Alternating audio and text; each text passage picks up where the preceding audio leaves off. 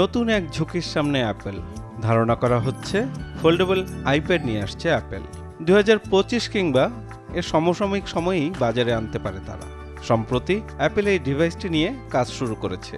অন্তত তথ্য লিক হওয়ার পর থেকেই অনেকেই ভাবছে এটি আসলে তা না।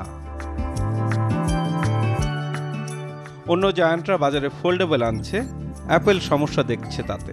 ফোল্ডের অংশটা অনেকটাই নরম, সেই অংশ দিয়ে কাজ করতে হয়। প্রায় 4 বছর ধরেই কাজ করছে তারা। ভেতরের চালিকা শক্তি নিয়ে কাজ করতে করতে তারা নকশা এখনো চূড়ান্ত করতে পারেনি। মূলত তারা ডিসপ্লে প্যানেল ও হিঞ্জ নিয়ে বেশি কাজ করছে।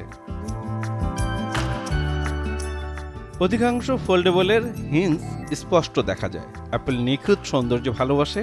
প্রতিষ্ঠানটি চায় না হিঞ্জ দৃশ্যমান হয়ে দৃষ্টিকটু দেখাক। এখন অপেক্ষা। ফোল্ডেবল অ্যাপেল আইপ্যাড এখন সবার আলোচনার প্রসঙ্গ। দুটি কারণে ফোল্ডেবল আইফোনের পরিবর্তে ফোল্ডেবল আইপ্যাড তৈরি করছে তারা।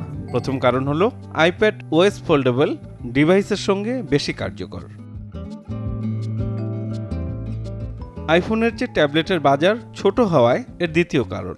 তাই প্রথম ফোল্ডেবল ডিভাইস নিয়ে কোনো সমস্যা দেখা দিলেও তা কোম্পানির উপর বেশি প্রভাব ফেলবে না।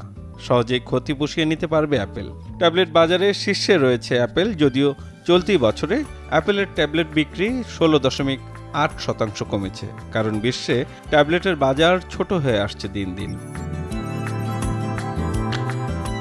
চলতি বছরে ট্যাবলেটের বাজারে বিক্রি 29.9% কমেছে। তবে ফোল্ডেবল আইপ্যাডের মাধ্যমে অ্যাপেল বিশ্বের ট্যাবলেটের বাজারকে আবারও চাঙ্গা করতে পারবে বলে ধারণা করা হচ্ছে।